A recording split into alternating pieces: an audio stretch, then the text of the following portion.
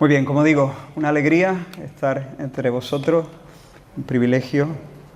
Y la verdad es que estoy aquí no como un experto ni mucho menos. Soy una persona con frecuencia perpleja ante los problemas de la vida, que uno se enfrenta a cosas, aún incluso los movimientos de mi propio corazón, y uno dice, ¿esto qué es? ¿Cómo se come, Señor? Ayúdanos, ¿no? Pero quiero poder compartir algo de lo que el Señor ha estado enseñándome mientras luchaba con mis propias pasiones y mientras le servía en la pastoral. Primero que quiero decir es que necesitamos consejería. Cada persona sobre la tierra necesita consejo. Ahora, cuando hablo de consejería o de consejo, no necesariamente me estoy refiriendo a un encuentro formal, donde hay un consejero, un aconsejado, a veces hasta una mesa por medio, un encuentro planificado. No. Lo que estoy queriendo decir es que todos necesitamos recibir consejo de una fuente de verdad que sea externa a nosotros. Esto es importante. Mira lo que dice la palabra del Señor. Dice, y Dios creó al ser humano a su imagen, lo creó a imagen de Dios. Hombre y mujer los creó y los bendijo con estas palabras. Sed fructíferos y multiplicaos. Llenad la tierra y sometedla. Dominad a los peces del mar y a las aves del cielo y a todos los reptiles que se arrastran por el suelo. Y dijo Dios, he aquí que os he dado toda planta que da semilla, que está sobre toda la tierra, y todo árbol en que hay fruto y que da semilla, os serán para comer.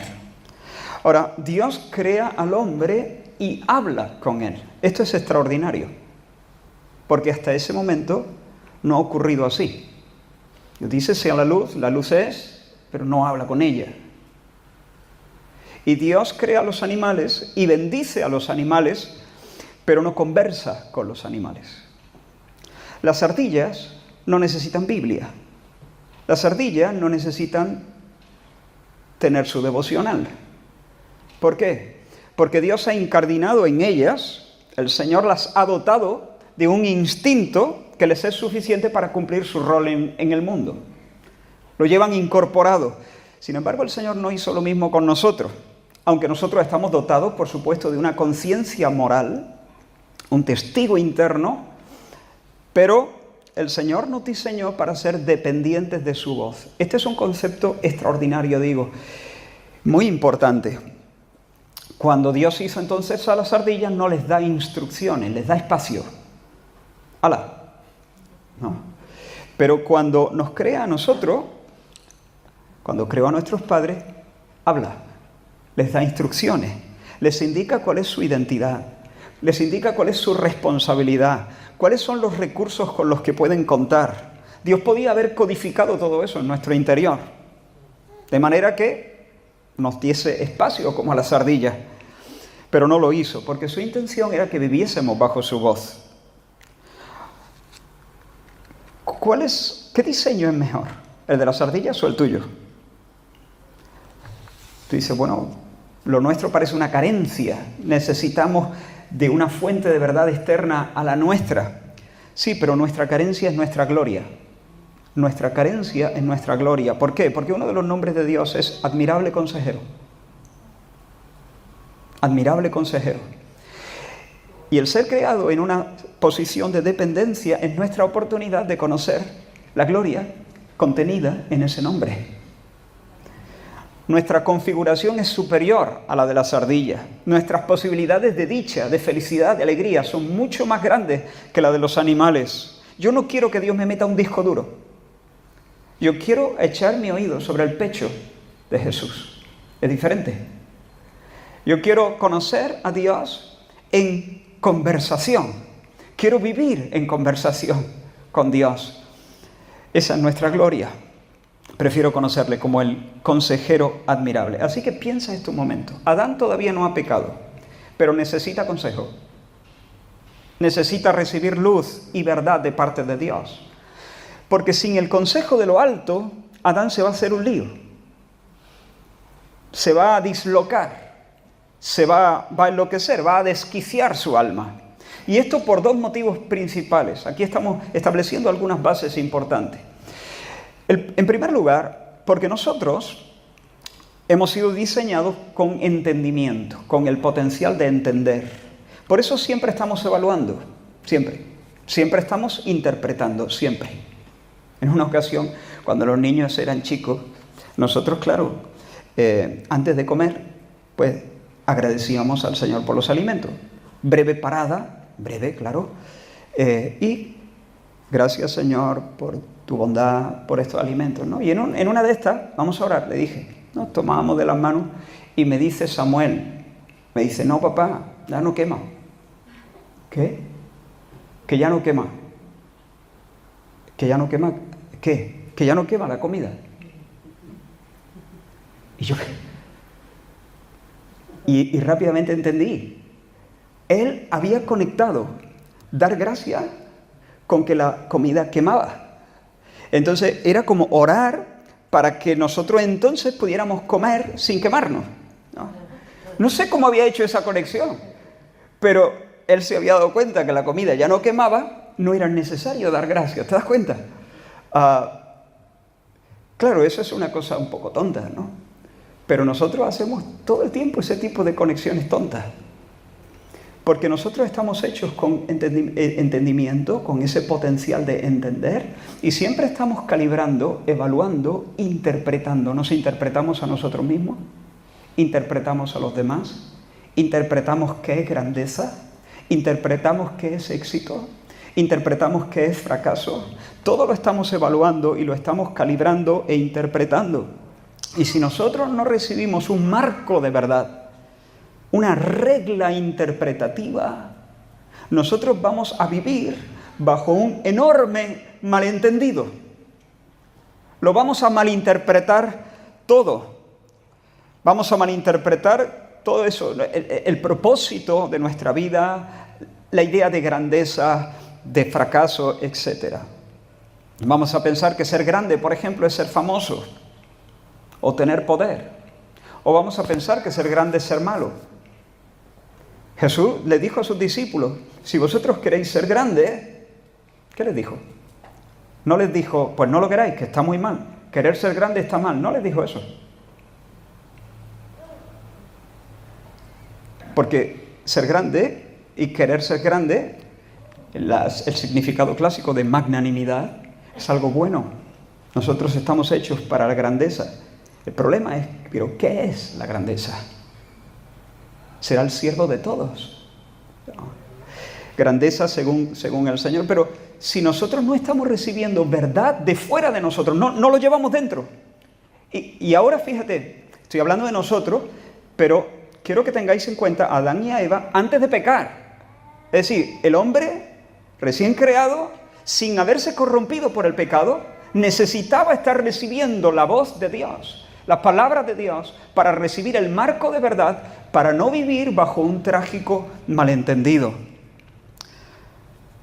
Si no lo recibimos, entonces vamos a ser como aquellos que se adentran en esos salones llenos de espejos cóncavos y convexos. Te has metido en uno de esos salones, ¿no? Y vamos a ver chato lo alto, y vamos a ver fino lo gordo, y alto lo chato, y vamos a verlo todo totalmente al revés. Necesitamos una cosmovisión bíblica a fin de vivir como debemos vivir.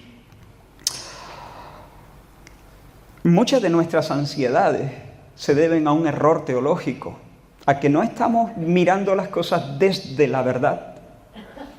Pongo un ejemplo. ¿Recordáis a las mujeres después de la muerte de Jesús? Jesús había muerto en la cruz, en Calvario, después había sido sepultado. Las mujeres el primer día de la semana se levantaron muy temprano y se dirigieron al sepulcro para ungir el cadáver del Señor. ¿Recordáis? Pero posiblemente no habían pasado una buena noche. La Biblia no nos dice eso, pero la Biblia sí nos dice que iban con un rum rum interior, con una preocupación que les cargaba. ¿Recordáis cuál era la preocupación de las mujeres? ¿Quién nos removerá la piedra?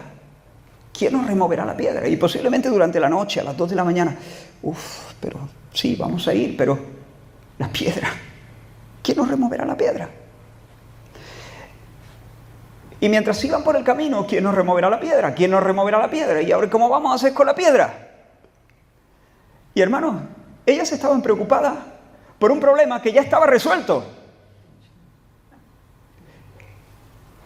Así de veces, Juan, en Apocalipsis, escucha un ángel que pregona a gran voz: ¿quién es digno de abrir el libro y desatar sus 7 sellos? ¿Quién es digno? Y en todo el universo se hace un silencio total. Y dice Juan: y lloraba yo mucho, y lloraba yo mucho, y lloraba yo mucho. Y un anciano, uno de los ancianos, se acerca y le dice: no llore, el león de la tribu de Judá, la raíz de David, ha vencido, y eres digno de abrir el libro. Juan estaba llorando por un asunto que había sido resuelto antes de que Dios dijese sea la luz. Estaba resuelto. Su problema era un problema de verdad, un problema teológico, por así decirlo. Muchas de nuestras ansiedades, muchas de nuestras noches de insomnio se deben a que no estamos viendo la vida, nuestra vida, la vida de los demás, el futuro. No las estamos viendo dentro del marco de verdad de Dios.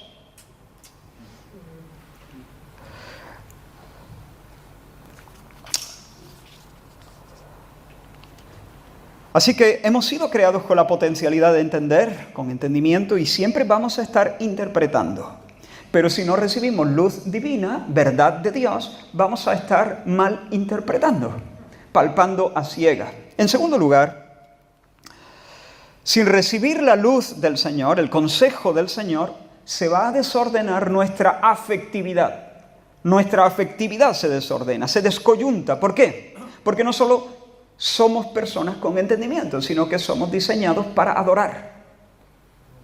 Somos diseñados para adorar. Es decir, no podemos no adorar.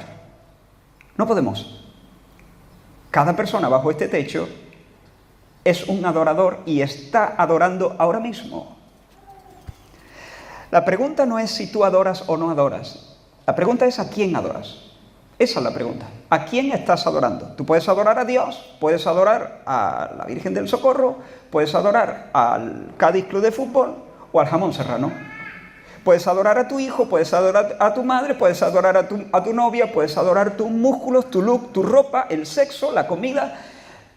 Pero en tu corazón hay un tesoro, hay algo que es valorado por encima de todas las demás cosas. Vamos a ver mucho más de esto esta tarde. Ahora, nuestros padres, antes de caer en pecado, necesitaban ser expuestos constantemente a la asombrosa realidad de Dios, para que la asombrosa realidad de Dios los asombrara, los imantara, los cautivara, los atrajera. Si esa fuerza gravitatoria de Dios, de la majestad de Dios, no está, entonces se descentran, se desconciertan, se desordenan afectivamente.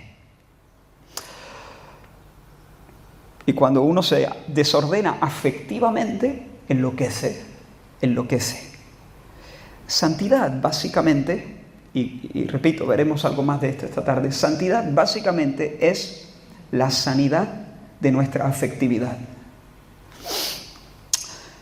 Ahora, por tanto, necesitamos consejerías, en primer lugar, porque somos seres humanos. Somos seres humanos. Y como seres humanos, aún sin tener en cuenta el pecado, necesitamos recibir la verdad de Dios. En segundo lugar, mira este versículo. Dice el Salmo 51, he aquí, David dice, he aquí, en maldad he sido formado y en pecado me concibió mi madre. No es que su madre estaba en pecado cuando David fue concebido, es que mi madre me concibió como un pecador. Eso es lo que quiere decir. Mi madre me concibió como un pecador. Ahora, el diablo, aquí está la cuestión del pecado, ¿no? El diablo engañó a nuestros padres ofreciéndoles una ruta alternativa. Y permíteme que imagine un momento la escena, ¿no? Eva está paseando por el jardín, cuando de repente escucha que la llaman. Una voz, ¿no? Pero no es la voz de Dios, ni es la voz de Adán. Y se queda a cuadros cuando se da cuenta que es la voz de la serpiente, un animal. Un animal le está hablando. Y la serpiente, yo me la imagino apurando una fruta, ¿no? Y diciéndole, ¿quieres? Y Eva no, que no se esperaba que los animales hablasen. Dice, no, gracias. ¿Cómo? ¿No puedes comer de los árboles? ¿Dios os ha prohibido la fruta? No, no, no, no. Dios nos ha permitido comer de todos los árboles, la fruta la podemos comer sin problema. Solamente nos ha prohibido comer la fruta de un árbol que queda por el centro. ¿En serio? ¿Por qué? Porque nos matará. Dios ha dicho que moriremos. ¿Que moriréis? A ver. Que yo sepa, en el centro hay 2 árboles. Uno se llama el árbol de la vida. A ver, llamándose de la vida, no creo que te mate. El otro es el árbol del conocimiento del bien y del mal. Y ese te lo digo yo que no te mata. De hecho, Eva, a ver, ¿tú has visto alguna vez algún animal hablando? ¿A que no? ¿A que no sabes por qué hablo yo? Porque me riendo allí en el árbol del conocimiento y así. Entonces, supongo que estás hablando de ese árbol. Sí, de ese árbol estoy hablando, pero ¿cómo que no moriremos? No, te lo digo yo, es el manantial del saber. Es la puerta de entrada a una vida más plena. Imagínate, yo que soy un animal, estoy hablando y razonando contigo, imagínate tú que tienes una dignidad mucho más alta, si comes de esta fruta, ¿a dónde? Amigo, ya sé por qué. Vaya, qué fuerte. ¿Qué pasa? No, ¿qué pasa? Dime. Pues mira, Eva, te voy a decir, y es que me da un poco de coraje, ¿eh? Es que ya sé por qué Dios os está prohibiendo este fruto. Porque Él sabe que vais a obtener un conocimiento que os va a catapultar a la cima. Vuestra dignidad es muy alta, desde luego. Vosotros sois la réplica visible, animada, viviente, hablante de Dios, pero podéis todavía escalar a una cima mucho más alta. Hay algo más elevado, podéis vivir a nivel Dios. Podéis ser independientes y Dios lo sabe. Ahora, permitidme hacer una pausa aquí. Cuando la Biblia habla de la serpiente antigua, se está refiriendo al diablo y Satanás, porque Satanás era el ser espiritual que, haciendo uso del cuerpo de ese animal, está tentando a nuestros padres. Satanás, el término Satanás significa adversario, opositor, el contrario. Satanás entra en Edén para hacer la contra a Dios. Si Dios tiene un consejo, un marco de referencia, Satanás tiene el anticonsejo, la alternativa contraria, el consejo adverso, ¿no? El opuesto, la mentira, por ser más bíblico. Él es el padre de la mentira, la mentira. Satanás quiere meterte en un laberinto de espejos curvos. Eso es el mundo. Su sistema de mentira, de engaño, de espejismos. Si Dios es el consejero admirable, Satanás se presenta como la otra voz, el otro consejero, el consejero rival. Si Dios tiene una propuesta de vida, Satanás presenta la contraoferta, la alternativa mentirosa y pervertida. Por otra parte, diablo, el término diablo significa calumniador. Así que Satanás, adversario, diablo, calumniador. La calumnia es una acusación falsa hecha con malicia para causar daño. Lo que Satanás le está diciendo es: Eva, por muy duro que parezca lo que te estoy diciendo, el Creador no es tan bueno como parece ser y no está siendo honesto contigo. Él sabe que no moriréis, sino que ya no tendréis que hacer devocionales por la mañana. Y Él os quiere aquí, preguntándole: ¿es para la derecha, Señor? ¿Es para la izquierda? Háblame, alúmbrame. Mira cómo es Dios. No quiere renunciar a su posición de control. Por eso ha dicho: de ese árbol no, que moriréis. Mentira, no moriréis. Simplemente Él perderá su prerrogativa de teneros aquí, dependientes de Él. Así que Dios en realidad no os ama, os necesita para sentirse realizado. Así que fíjate Satanás lo que está haciendo, acusando maliciosamente a Dios y presentando una propuesta alternativa de plenitud. Ahora mira a Eva frente al árbol. La dignidad que Dios le ha dado es muy grande, pero le parece pequeña. De repente, su dignidad dice: puedo ser más grande todavía. Puedo ser más grande. Querer ser grande, hemos dicho, es bueno. Siempre que esté, siempre que esa magnanimidad sea una humilde magnanimidad. Lo otro, querer ser más grande, es querer meterse en un terreno para el que Dios no te ha llamado. Es decir, es ser un ocupa. Es meterte en un coto privado. Es querer subir a una cima, a una altura que no es para ti. Dios no te ha dado esa dignidad. No te la ha dado. Es orgullo, es soberbia. Y eso es lo que nació en el corazón de Eva. Quiso otro estatus. Quiso poner su trono junto al de Dios. Quiso robar la divinidad. En lugar de disfrutar de Dios como admirable consejero, ella quiso ser sabia en su propia opinión.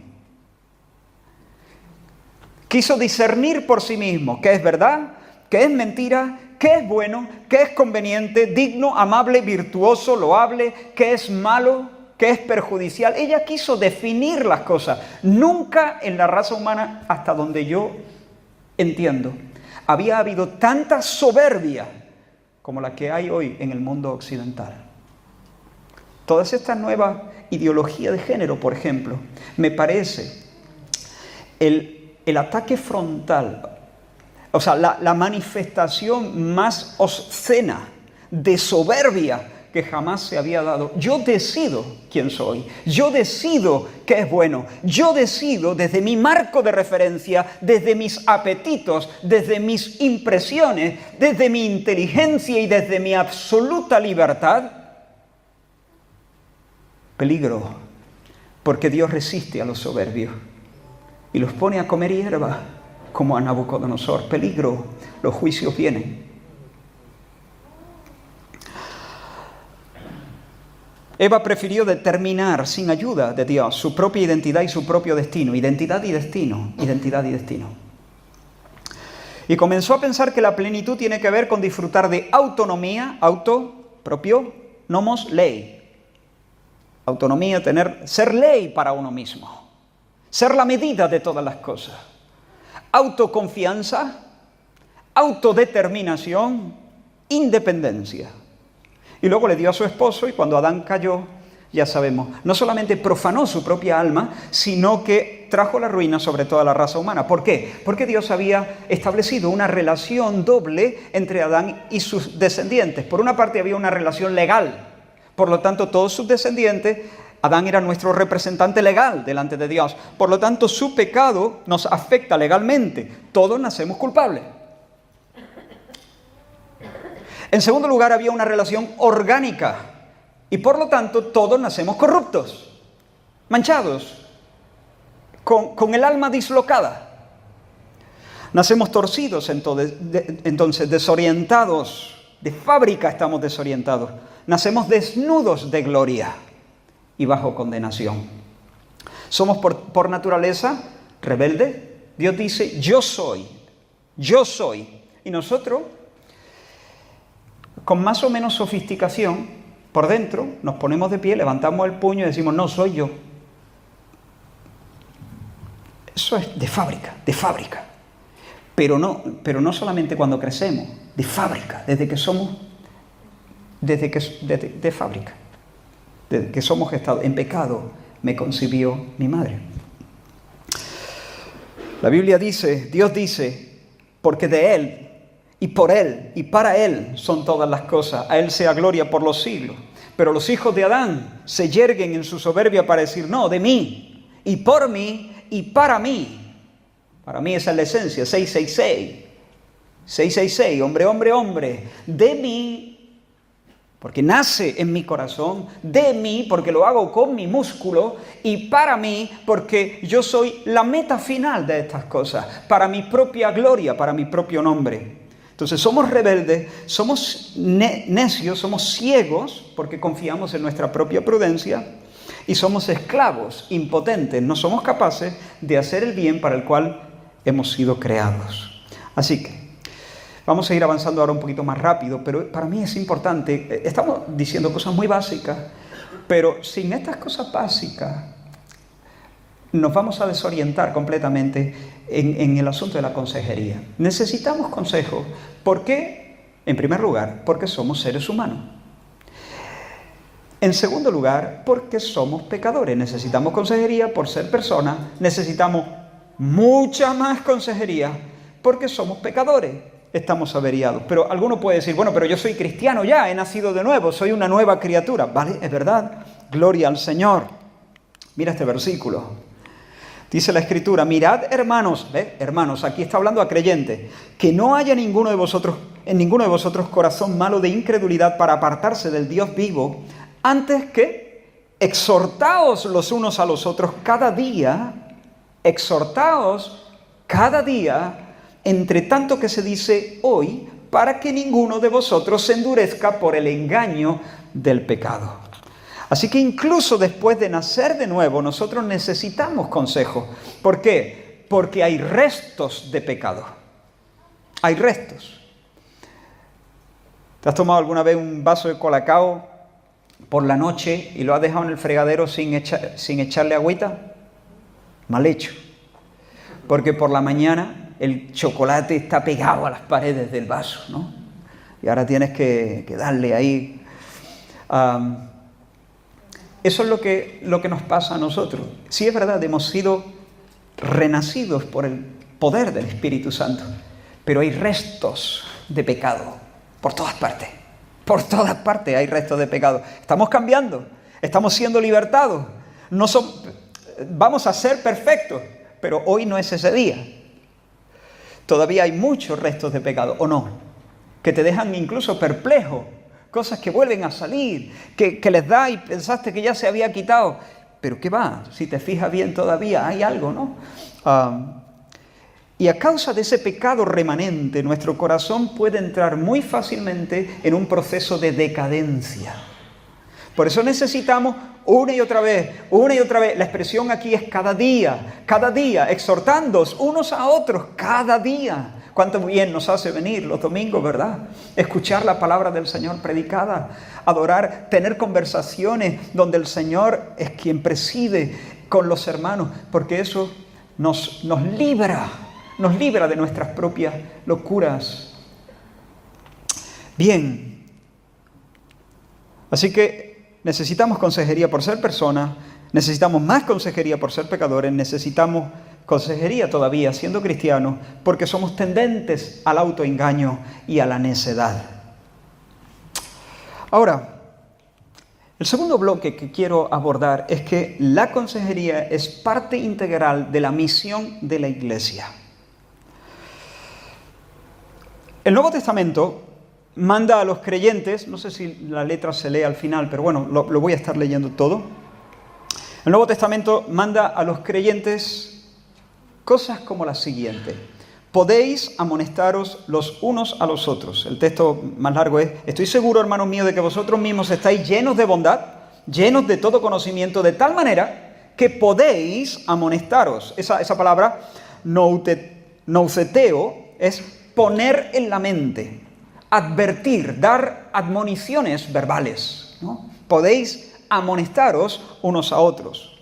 En 1 de Tesalonicenses, capítulo 4, Pablo dice, alentaos los unos a los otros. Esa palabra parakaleo es confortar o consolar. Consolaos, animaos, confortaos con palabras los unos a los otros. 1 de Tesalonicenses 5, animaos, de nuevo, unos a otros y edificaos. Oikodomeo es la palabra, ¿no? Estimular y promover el crecimiento espiritual y el desarrollo del carácter cristiano, ya sea por enseñanza o por ejemplo. O Santiago 5 dice, confesaos vuestras ofensas unos a otros y orad unos por otros para que seáis sanados. Mira este versículo en Gálatas 6, hermanos, si alguno fuere sorprendido en alguna falta, ¿vosotros quiénes son? Los otros cristianos, ¿no? Hermanos, vosotros que sois espirituales, restauradle, catartizo.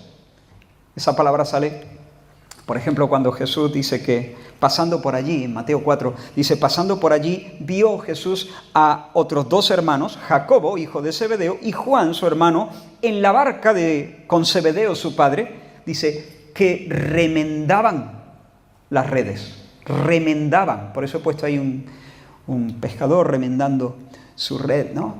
Remendaban, catartizo, ¿no? Estaban reparando. Dice, hermanos, si alguno es sorprendido en alguna falta, es visto en pecado, vosotros, que sois espirituales, rematadle. No dice eso. No. Remendadle. Lo eche a la basura esa red. Hay muchas noches de pesca para ese hermano todavía. Remiéndalo. Hay que echarle tiempo ya. Pero dice, restauradle. Que vuelva a ser útil para el Señor. Que esa persona que está reventada, lo menos pensando quitarse de en medio, irse a otro lado, que nadie lo vea. No. Cógelo del pecho y no lo sueltes hasta que vuelva a ser completamente equipado y listo para pelear las batallas del Señor. Ahora, ¿sobre quién recae toda esta responsabilidad? ¿Sobre quién recae la responsabilidad de amonestar, alentar, animar, edificar, orar, sostener, restaurar? Esa es tarea del cuerpo de Cristo y no de una élite de profesionales. La iglesia local es el contexto donde se debe dar el ministerio de consejería, el servicio de consejería. Este es Paul David Tripp, uno de los autores que más el Señor ha usado para bendecir mi vida en todo este tema de la consejería. Recomiendo la lectura de cualquiera de sus libros. Él dice, muchos de nosotros nos sentiríamos aliviados si Dios hubiese puesto nuestra santificación en manos de profesionales entrenados y pagados. Pero simplemente ese no es el modelo bíblico. El plan de Dios es que a través del ministerio de cada miembro, el cuerpo crezca hasta su plena madurez en Cristo. Los líderes de su iglesia han sido capacitados, colocados y comisionados para formar y movilizar al pueblo de Dios para este estilo de vida ministerial de toda persona todos los días. Todos involucrados unos con otros, mientras vamos progresando en la senda del seguimiento del Señor Jesús. Yo necesito que tú pongas delante de mí el espejo de la Escritura. ¿Por qué? Porque tengo ángulos ciegos. Sencillamente no los veo. No los veo. Y tú necesitas que yo ponga delante de ti el espejo de la Escritura. No mi humilde opinión, no mis tradiciones familiares, no mis caprichos, sino el espejo de la Escritura. Porque tú tienes ángulos ciegos. Y nos necesitamos unos a otros. Nos necesitamos. Es más, a veces de las maneras más sencillas, el Señor nos reorienta. De las maneras más sencillas. Una canción. Una oración de un hermano en un culto de oración. De repente tú estás andando a trompicones. Has venido a trompicones y de repente escuchas una oración y ¡pum! Es como nada extraordinario, ¿eh? Ese día no lo vas a recordar, ni lo vas a escribir en tu diario como un hito en tu vida, ¿no? Pero imperceptiblemente el Señor ha hecho ¡pum! Y te ha reorientado, te ha enfocado de nuevo, constantemente. Pero bueno, no. Este es un tema precioso, pero tenemos que seguir adelante, tenemos mucho material que cubrir. Entonces, la consejería es derecho, responsabilidad y privilegio de la familia de la fe. Estas tres cosas. Es derecho, responsabilidad y privilegio de la familia de la fe. Eso no significa que no haya personas que tengan más madurez, que tengan más conocimiento, que tengan más experiencia en esto. Eso no significa que a veces no tengamos que echar mano de un hermano que esté más crecido, que conozca más al Señor o que haya sido más tratado en estas áreas. Incluso tengamos que buscarlo fuera de la congregación local. Pero se entiende, ¿no? Básicamente la consejería es derecho, responsabilidad y privilegio de la familia de fe. Ahora, el tema que quiero tocar en tercer lugar es un tema bien importante. Bueno, todos los temas son importantes, creo que voy a decir esto en cada fase. Dios debe ser el alfa y la omega de la consejería.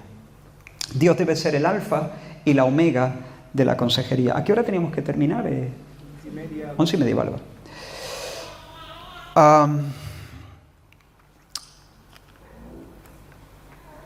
El hombre y sus problemas no son el centro. Nuestra meta es mucho más alta que solucionar problemas. Nosotros queremos animar a las personas a vivir en orden a Dios, en orden a los propósitos de Dios, para que experimenten la vida. Imaginaos esta escena.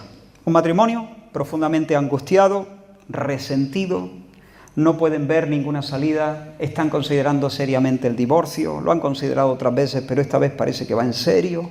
¿Qué hacer? ¿Qué hacer? ¿Qué les dice? Imagínate que un hermano se sienta frente a ellos, abre su Biblia y lee Génesis 1:1. En el principio creó Dios los cielos y la tierra. Y luego los mira con ternura, los mira a los ojos y les pregunta, ¿qué pasó antes de Génesis 1:1? ¿Cómo era la vida antes de este momento? Ahora, ¿tú puedes imaginarte las caras de estos ante una pregunta así? En alguna ocasión yo he estado delante de algunas parejas y venían con un problema, con una discusión. A veces son discusiones hasta un poco superficiales, ¿no? Que en realidad son las excusas. Hay problemas de fondo, mucho más serios, pero se manifiestan en tonterías, como que se deja siempre la ropa por medio, me deja las llaves en el mueble de caoba, aprieta la pasta de dientes por el centro, siempre por el centro.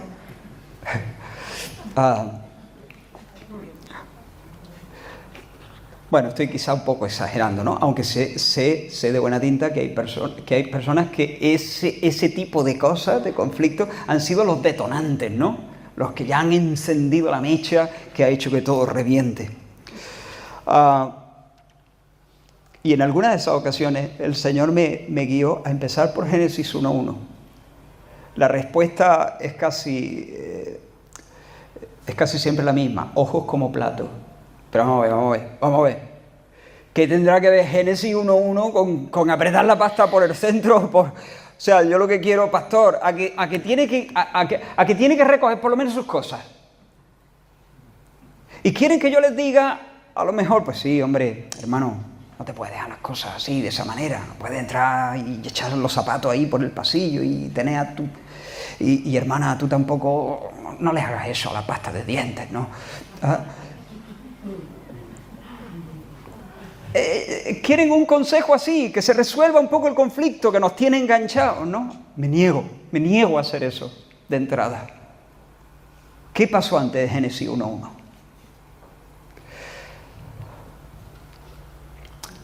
¿Por qué este versículo? ¿Por qué no empezar con los problemas que amenazan la vida en pareja? Con la ira de ese hombre que explota y luego hay una semanita que para ellos se queda, o la dependencia que ella tiene de sus padres, que está envenenando ya el matrimonio, o la discordia que tienen con respecto a la disciplina de los hijos. Pues hermano, yo quiero enfatizar esto. Si el hermano que va a dar el consejo no conoce las profundas implicaciones de Génesis 1:1, será incapaz de ayudar de manera conveniente. Os puede parecer un poco exagerado, pero espero explicarme y que estéis al final de acuerdo conmigo. La consejería no comienza con los problemas del alma, comienza con Dios, el Dios que estaba antes de los comienzos.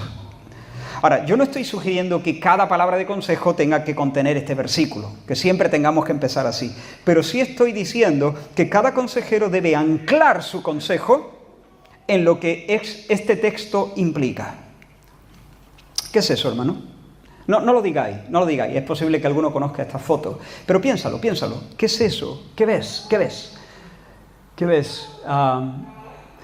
Yo, mirando esa foto,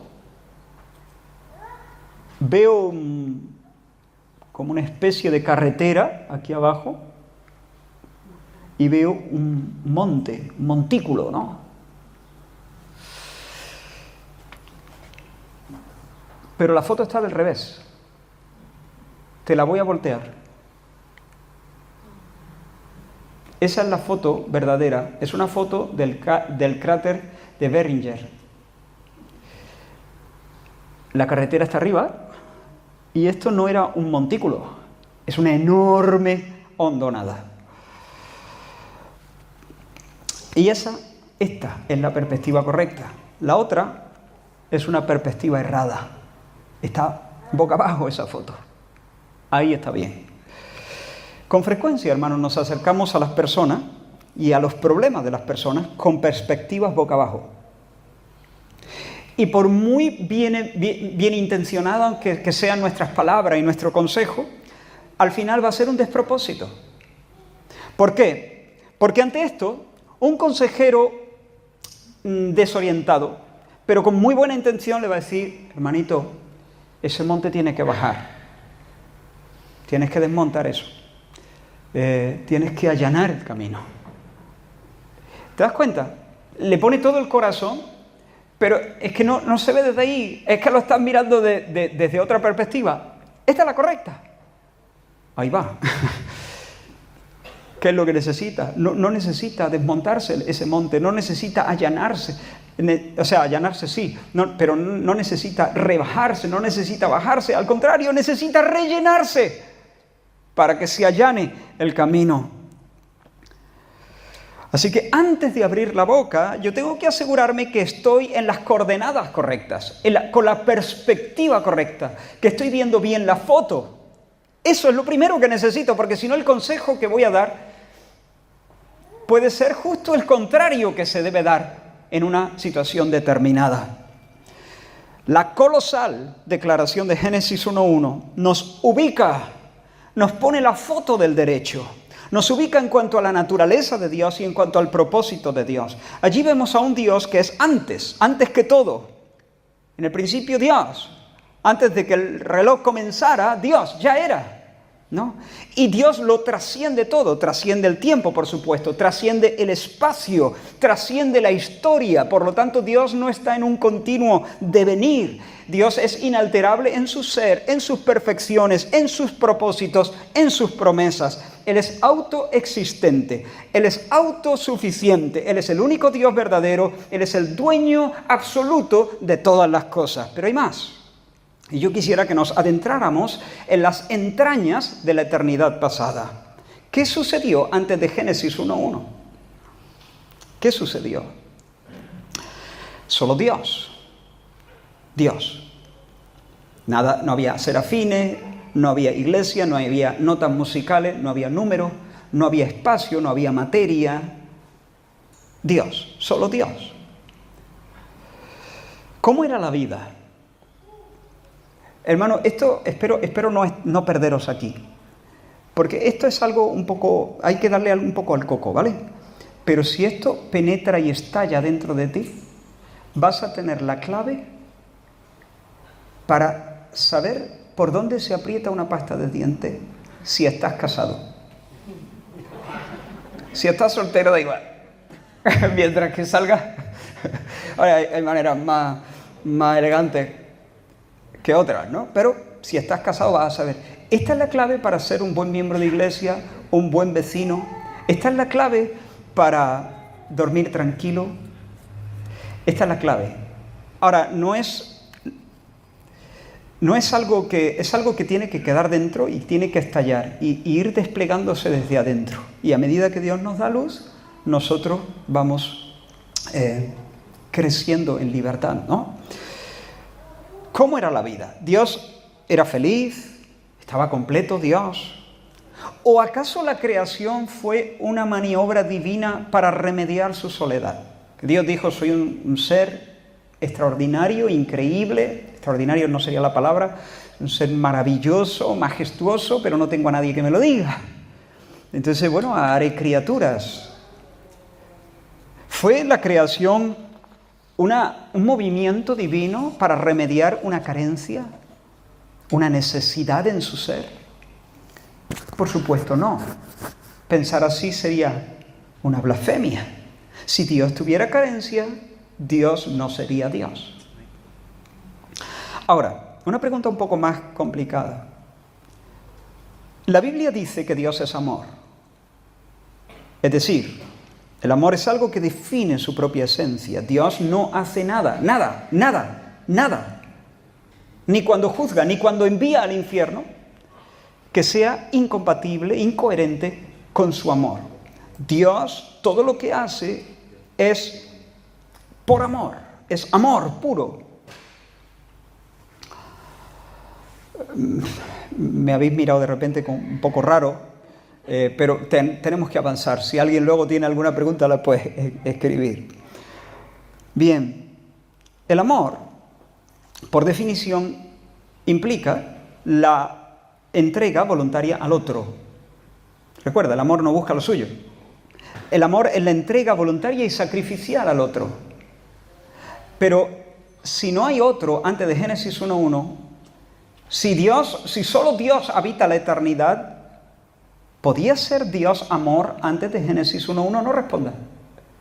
¿Podía ser Dios amor antes de Génesis 1:1? ¿Dónde está el otro? ¿A quién se entrega Dios? ¿A quién se da? El amor no busca lo suyo.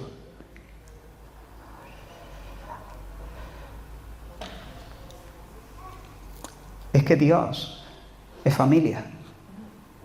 Esa es la respuesta. Dios es familia. Aquí es donde entramos en la doctrina más maravillosa. La doctrina principal. Lo más excelso que Dios ha querido decir acerca de sí mismo. La doctrina más maravillosa y la más distintiva de la fe cristiana. La doctrina de la Trinidad. Hay algo muy interesante y extraño en la redacción de las primeras palabras de Génesis 1:1. En el principio creó. Creó, bará, en el hebreo bará, se conjuga en singular. Él creó. El bará, se conjuga en singular. Pero el sujeto aquí en este texto, Dios, Elohim. Elohim es plural. En el principio Dios creó. Ahora, si bien no podemos sustentar la doctrina de la Trinidad únicamente en base a este término, a este versículo, aquí ya de entrada tenemos una enorme pista de esta gran doctrina que va a ir desplegándose a lo largo de toda la Escritura. Nosotros creemos en un Dios que es uno, un solo Dios, no dos dioses, no tres dioses, un solo Dios. Pero ese único Dios es trino, es comunidad. Es familia. Mira lo que dice el símbolo de Atanasio, una de las grandes declaraciones de fe. Adoramos a un Dios en la Trinidad y a la Trinidad en la unidad, sin confundir las personas, sin dividir la sustancia. Una es, en efecto, la persona del Padre, otra la del Hijo, otra la del Espíritu Santo, pero tienen una misma divinidad, una gloria igual y una misma coeterna majestad. El Padre es Dios, el Hijo es Dios, el Espíritu Santo es Dios, y sin embargo no son tres dioses, sino un solo Dios. Y permitidme que le añada algo. Y el Padre no es el Hijo, y el Hijo no es el Padre, y el Hijo no es el Espíritu, porque hay una herejía que se llama el modalismo, que dice que Dios es uno, pero que se manifiesta en tres modos, por eso modalismo, ¿no? Tres modos diferentes, lo mismo que yo. Yo cuando estoy con mi hijo Samuel soy padre. Cuando estoy con mi padre Manolo soy hijo. Y cuando estoy con mi esposa soy esposo. Pero soy la misma persona. No, eso no es lo que ocurre con Dios. El Padre no es el Hijo. El Hijo no es el Padre. El Espíritu Santo no es ni el Padre ni el Hijo. Sigo con el símbolo de Atanasio. Y en esta Trinidad nadie es antes o después, nadie es mayor o menor, sino que las tres personas son igualmente eternas y del mismo modo iguales. Hay que adorar la unidad de la Trinidad y la Trinidad en la unidad. Entonces, hermanos, antes que todas las cosas, Dios trino, Dios glorioso, Dios infinitamente feliz, existiendo en una comunidad perfecta, Padre, Hijo y Espíritu Santo. Una pregunta: ¿cuál es la pasión más grande del Hijo, la segunda persona de la Trinidad? ¿A qué se dedica con más placer, con más intensidad el Hijo? ¿Cuál es su mayor deleite? Dice la Escritura que Jesús oró, Juan 17, de esta manera: Padre, la hora ha llegado, glorifica a tu Hijo, para que también tu Hijo te glorifique a ti. Mira lo que pide Jesús: Padre, glorifícame. ¿Pero qué es lo que quiere? ¿Qué es lo que pide? Que el Padre le glorifique. ¿Qué es lo que quiere? En definitiva, lo que busca, en última instancia, para que tu Hijo te glorifique a ti. Mira este otro versículo: les he dado a conocer tu nombre. Hablando de los discípulos, Padre, les he dado a conocer tu nombre. Hay muchos versículos más, pero queremos ir rápido. Hermanos, el deleite del Hijo es honrar al Padre, hacer la voluntad del Padre, servirle, darle a conocer, procurar su fama, manifestar sus perfecciones. El Hijo vive para amar, glorificar al Padre, ser para su alegría, para su placer, para su contentamiento. Esa es la pasión del Hijo. El Hijo nunca pivota sobre sí mismo, nunca está autocentrado, siempre está hacia el Padre, para el Padre. Ahora, ¿cuál es la pasión del Padre?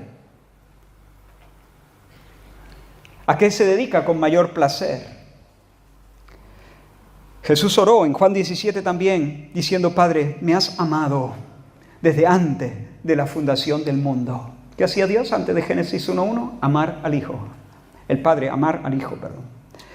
Juan 3, el Padre ama al Hijo y todas las cosas le ha entregado en su mano. Juan 5:20, el Padre ama al Hijo y le muestra todas las cosas que hace. Mateo 17:5, este es mi Hijo querido, en él mi alma se alegra. Así que el Padre se deleita en honrar al Hijo, darle autoridad sobre todas las cosas, hacer todo a través del Hijo, exaltarle, darle el nombre sobre todo nombre, ponerlo como el primogénito de todas las cosas, levantarlo sobre toda la creación. La pasión del Padre es amar, bendecir, besar al Hijo y llevar a toda la creación a que le honre y le bese también. Besad al Hijo, dice el Salmo 2. La Reina Valera del 60 dice honrad, honrad, besad. La misma palabra, besad al Hijo, dice Dios. Un texto más en el que Padre y Hijo se glorifican mutuamente. Dice, pero luego, dice Pablo a los Corintios en su primera carta, capítulo 15, pero luego que todas las cosas le estén sujetas, hablando de Jesús, cuando todas las cosas estén sujetas a Cristo, entonces también el Hijo se sujetará al que le sujetó a él todas las cosas para que Dios sea todo en todos. Así que, ¿qué está haciendo Dios, Padre, ahora mismo? Sujetando todo a los pies del Hijo. Y cuando todo eso termine y todas las cosas hayan sido sujetas a los pies del Hijo, ¿qué hará el Hijo? Recogerlo todo y ponerlo a los pies del Padre. ¿Tú ves el movimiento? ¿Ves el movimiento? El Padre poniéndolo todo a los pies del Hijo. El Hijo recogiéndolo todo y poniéndolo a los pies del Padre para que Dios sea todo en todo. El Padre por el Hijo por el Padre. ¿Ves ese movimiento? ¿Cuál es la pasión? Del Espíritu Santo. Un solo texto. Jesús, hablando del Espíritu de Dios, dice: Él me glorificará, porque tomará de lo mío y os lo hará saber. Todo lo que tiene el Padre es mío, por eso digo que tomará de lo mío y os lo hará saber. Es decir, tomará de lo mío, que es del Padre, que es mío, tomará de lo del Padre, que es mío, tomará lo mío y lo del Padre y os lo hará saber. La pasión del Espíritu Santo es glorificar al Padre y glorificar al Hijo, exhibir la belleza, la gloria de la primera persona de la Trinidad y la segunda persona de la Trinidad. Y hermano, acabamos de contemplar, yo siempre me siento como un niño chico balbuceando. ¿Qué estará pensando Dios ahora mismo escuchándome hablar de la Trinidad? Yo creo que el Señor se agrada de que hable de esto. Pero el Señor estará diciendo, bueno, estoy hablando sobre la base de la Biblia, no es que esté especulando, ¿no? Pero, hermano, estamos tratando un misterio tan profundo que cualquier cosa que se diga parece un balbuceo, ¿no te parece? Hablar de una cosa que la Trinidad es que no te cabe. Patinamos todo. Se produce un cortocircuito, pero lo que nos debe quedar claro en este momento es que Dios es comunidad, Dios es familia, Dios es relacional, eternamente, desde el siglo y hasta el siglo. Padre, Hijo y Espíritu Santo se aman y se glorifican mutuamente. Mira lo que dice Tim Keller al respecto. La vida de la Trinidad está caracterizada no por el egocentrismo, sino por el amor desprendido y mutuo. Cuando complacemos y servimos a alguien, entramos en una órbita alrededor de esa persona y nos concentramos en los intereses o deseos de ella. Esto crea una danza, particularmente si son 3 personas. Cada persona de la Trinidad ama, adora, respeta y se regocija en las otras. ¿Comprenden? Si yo dijese, a ver, vamos a buscar, vamos a ponernos de pie, vamos a romper filas y vamos a procurar siempre orbitar en torno a otro. No vamos a buscar que otros estén alrededor nuestra. No vamos a pivotar sobre nuestro propio ombligo. Vamos a intentar centrarnos en los demás y girar en torno a otro. Todos estaríamos buscando girar en torno a otro, seguramente sería un lío, pero si de repente pudiéramos enganchar un ritmo, haríamos una especie de coreografía maravillosa donde ninguno está autocentrado, autoenfocado, siempre hacia afuera, siempre hacia el otro. ¿No? Eso es Dios. Dios es amor. Dios es amor. Aún en sus juicios. Cuando Dios juzga, besad al Hijo, dice el Padre, para que no se enoje en el camino y perezcáis por el camino, dice, ¿no? Entonces, cuando yo, voy a decir esto y lo dejo ahí, ¿no? Cuando yo abato al asaltante que quiere matar a mi hijo, yo estoy haciendo eso no por odio, sino por amor, ¿se entiende? Y cuando Dios abate a los soberbios que le escupen a su hijo, Él es amor. Dios es amor. Dios es amor. La siguiente cita es de Cornelio Plantinga. Dice, el Padre, esta me gusta mucho, el Padre, el Hijo y el Espíritu Santo se glorifican mutuamente. En el centro del universo, el amor desinteresado es la dinámica de la vida trinitaria de Dios. Las personas contenidas en ese Dios se exaltan, comulgan o tienen comunión y se respetan mutuamente, ceden ante el otro. Cada persona envuelve y abraza a las otras en un movimiento continuo de apertura y aceptación. Por lo tanto, la vida interior de Dios está repleta de consideración por otro. ¿Te das cuenta que si yo entiendo esto? Bueno, sí. ¿Te das cuenta que si yo entiendo esto, empiezo a entender por dónde debo apretar la pasta de dientes? Y empiezo a entender, estoy usando el ejemplo de la pasta de dientes porque me parece muy sencillo, muy tonto, ¿no? Siguiente cita, es C.S. Lewis. En el cristianismo, dijo él, Dios no es una cosa impersonal ni estática, ni siquiera una sola persona, sino una actividad dinámica y palpitante, una vida, una especie de drama, casi como, y no crean que estoy siendo irreverente, una especie de danza, de coreografía, de danza. Hermanos, si Dios fuese simplemente una persona, no podría haber sido amoroso durante toda la eternidad. Sin embargo, el Dios Trino danza desde la eternidad en una relación comunitaria de perfecto y festivo amor. En el interior de Dios, si se puede hablar de interior de Dios, hay una comunidad de personas que derraman amor jubiloso. Y esa es la esencia de la felicidad. Dios es feliz. La Biblia, el apóstol Pablo le llama el Dios Macarios, el Dios bendito, traduce Reina Valera, Dios feliz, el Dios bienaventurado. Dios es bienaventurado, Dios es feliz, pero feliz en una dimensión divina, incalculable, infinitamente feliz. Dios es feliz porque Dios es amor. El Padre ve en el Hijo, el Hijo es la imagen misma de su sustancia. El Padre ve en el Hijo la perfección de su propio ser, ¿no? Y se derrama sobre él en torrentes de amor paternal. El Hijo ve al Padre y conoce al Padre y se regocija. Por eso el Hijo es engendrado por el Padre, pero eternamente. Y el Hijo se regocija en el Padre. ¿Y el Espíritu qué es? El Espíritu, hermanos, es el beso que se dan. El beso, la canción que se cantan. La canción que se cantan, el Espíritu procede del Padre y procede del Hijo.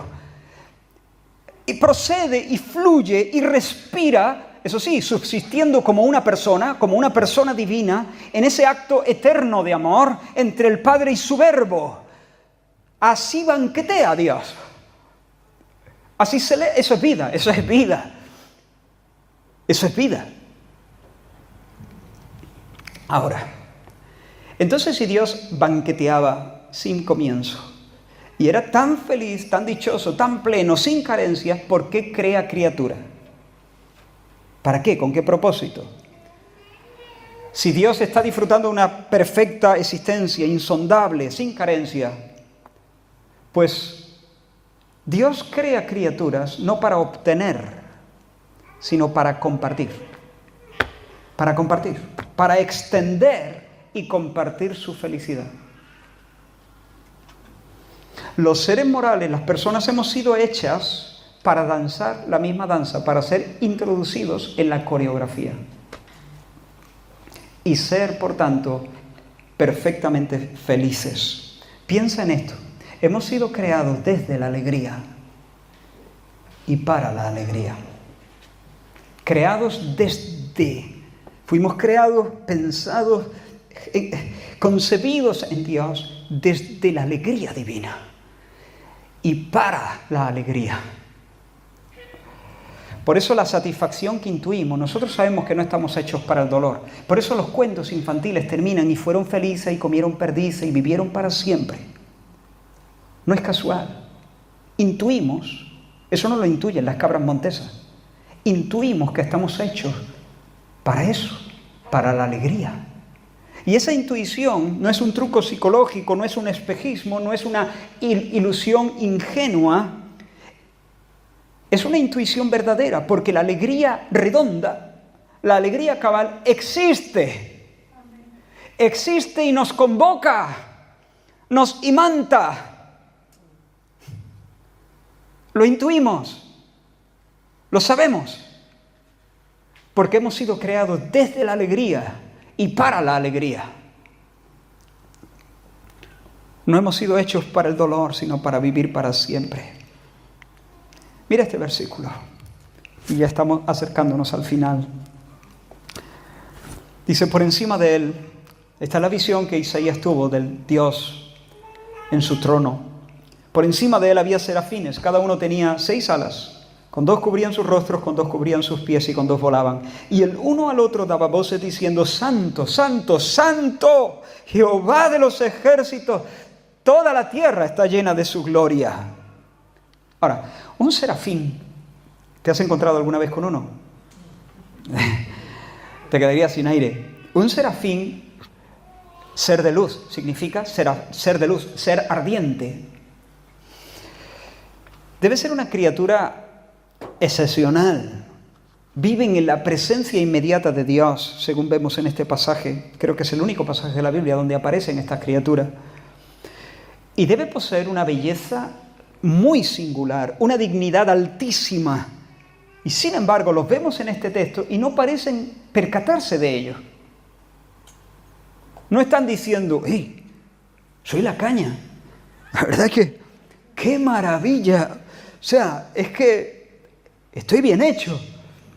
No está así el serafín. Sencillamente está completamente absorto en otra cosa. Está prendado en otra cosa.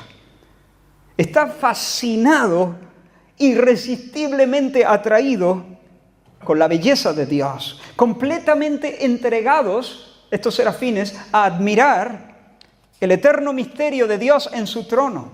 Y de esa contemplación de Dios brota un estallido de júbilo, un clamor feliz, espontáneo, enamorado, henchido de admiración. Santo, dice que lo gritaban, santo, santo, santo, santo, santo, santo. Toda la tierra está llena de su gloria. Y el otro dice, Él es santo, Él es santo. Y el otro le responde, Él es santo, santo. Y tú le dices, un momento. Oye, ¿y no os cansáis de estar todo el rato santo, santo, santo? ¿Qué crees que te diría? No te diría nada. Ni siquiera se daría cuenta que estás ahí, posiblemente. Bueno, no lo sé.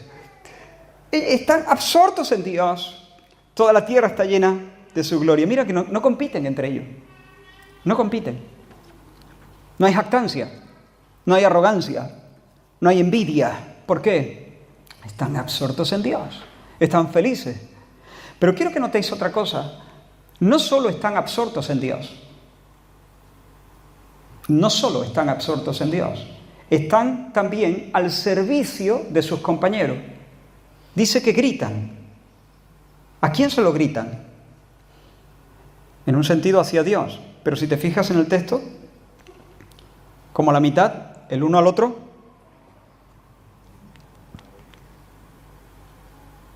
El uno al otro. el uno al otro. Es decir, un serafín le decía al otro, a otro serafín, santo, santo, santo, santo. Y el otro le decía, amén, amén, santo, Él es santo. Y el otro le decía, amén, amén, Él es santo. ¿Te das cuenta?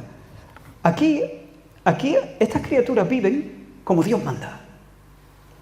Y como viven como Dios manda, son perfectamente felices. Se sienten completamente realizados. Banquetean constantemente. ¿Por qué? Porque aman a Dios y aman al prójimo. Cuando le dicen al otro con gritos, ¡santo! Él es santo, lo que están haciendo es echarle leña al fuego de la pasión de su hermano serafín. Perdón. Ahí va, sí que medio lejos.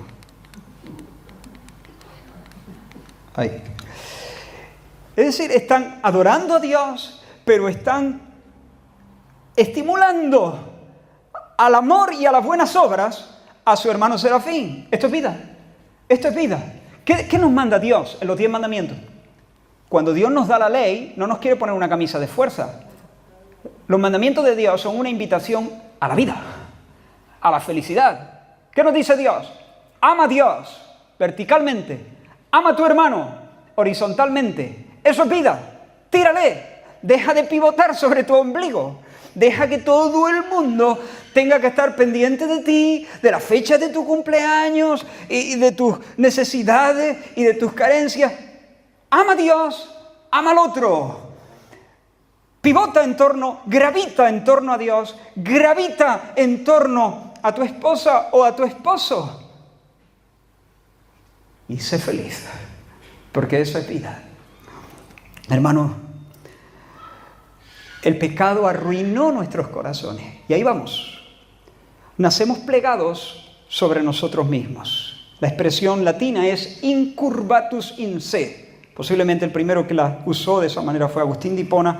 Lutero la usó también mucho. Incurvatus in se, plegados sobre nosotros mismos. Replegados. Esa es la esencia del pecado. Yo, soy el centro del universo. Como diría un pastor amigo, el espíritu del solomillo. Solo mi yo. Solo mi yo. El espíritu selfie, ¿no? Por eso he puesto ahí al amigo haciéndose un selfie. Eso no quiere decir que no, que todo el mundo que se haga un selfie está de camino al infierno, no quiere decir eso, ¿no? Pero esa vida plegada, donde todo apunta a mí, ¿no? Eso, no hay nada que nos haga más miserables. Esta es la antivida. Esta es la antivida. Piensa, Génesis 1.1, antes de Génesis 1.1, ¿cómo era la vida? Bueno, pues así debe ser la vida. Cuando tú pides que se haga tu voluntad en la tierra como en el cielo, tú estás pidiendo exactamente eso. Amor. Pero no amor ñoño no, estás pidiendo que gravitemos en torno a Dios y que gravitemos en torno al prójimo. Nada nos hace más miserables que el egoísmo. La obsesión interminable con nuestras necesidades, nuestros deseos, nuestros derechos, nuestras prerrogativas, nuestra posesión, nuestra posición, nuestra fama. Vivir incurvatus in se, plegado sobre uno mismo, es desgraciarse la vida, es cortarse las alas, es pegarse un tiro en la cabeza, arruinando todas las posibilidades de verdadera dicha. Ahora, como dice Paul David Tripp, el problema fundamental de cada matrimonio es que él, el esposo, tiene un plan maravilloso para su vida y quiere que ella colabore. Y ella tiene un plan maravilloso para la suya y quiere que él colabore. Y por eso a veces el matrimonio se puede convertir en una tierra de caníbales. ¿Os dais cuenta, hermanos, entonces, que podríamos ayudar a... Bueno, este es el logo, lo puse aquí, permitidme que me detenga un momentito aquí. Este es el logo del ministerio de Desire and God. Me encanta. No es que estoy queriendo promocionar el logo, pero ¿os dais cuenta de la flechita? Todas las flechitas apuntan hacia un centro que viene a formar una cruz, ¿no? Pero esa es la vida ordenada. Ese es el orden de los afectos. Cuando la vida se ordena de esa manera, todo es equilibrio, todo es paz, hay descanso. Tamaris y yo el otro día en nuestro devocional nos tocó el Salmo 62, que comienza diciendo: en Dios solamente está acallada mi alma, del viene mi salvación. Y este versículo encontré una traducción mucho como más literal, que me gustó mucho, y ese matiz me ayudó a verlo con una luz diferente, ¿no? Decía esta traducción: solo hacia Dios mi alma es silencio. Solo hacia Dios. Nuestro problema es que las flechas están cada una para un lado. Pero cuando todo se ordena hacia Dios, cuando el Señor empieza a ordenar nuestras pasiones, nuestros afectos, nuestro entendimiento, cuando todo se ordena hacia Dios, nuestra alma es silencio. Ahora, nos damos cuenta entonces que podríamos intentar ayudar a la pareja. Podríamos ayudar, entre comillas, sin realmente ayudarle en última instancia. Podríamos proporcionarles un plan para aliviarles ciertos problemas, enseñarles algo acerca de la crianza, ayudarles a agendar mejor, darles algunas pautas para la comunicación. Todo eso es útil, no lo estoy despreciando. Pero si nuestra meta es conseguir que se lleven bien, podríamos ayudarles a que se lleven bien, a gestionar bien sus vidas de manera que no colisionen, y sin embargo al mismo tiempo estar afirmándoles en su egoísmo. Solamente les ayudamos a seguir viviendo para ello sin colisionar. Y ha sido bueno. Tú dices: buenísimo, ha sido bueno. Mira, el Señor me dio sabiduría y les di un par de consejos y se han eliminado, esa tensión que había se ha eliminado. Han entendido que cada uno debía ceder en esto, el otro en esto, se han puesto de acuerdo, han tenido una buena actitud y se les ha ayudado. No niego que se les haya ayudado, no niego que la convivencia a partir de ahora vaya a ser mucho mejor, pero el problema fundamental está intacto. Siguen siendo dos personas autocentradas, que tienen un plan maravilloso para su vida y que quieren que el otro colabore. No danzan. Y como no danzan, no están quietos. Parece una contradicción, ¿no? Pero su alma no está callada, su alma no es silencio, no descansa. Hay inquietud, hay zozobra.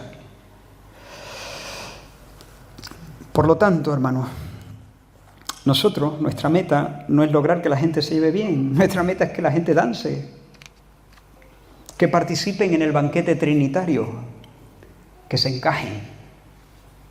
Queremos encajarlo, mientras el Señor nos va encajando a nosotros también, porque en la consejería el que crece no es el aconsejado, es el aconsejado y el que aconseja. Porque mientras uno aconseja, el Señor está tratando con tu propio corazón y enseñándote cosas. Eso es lo que queremos, que la gente se encaje, que participen del banquete trinitario. Y yo creo que... Entonces, ¿qué necesitan? Terminamos con esto. ¿Qué necesitan?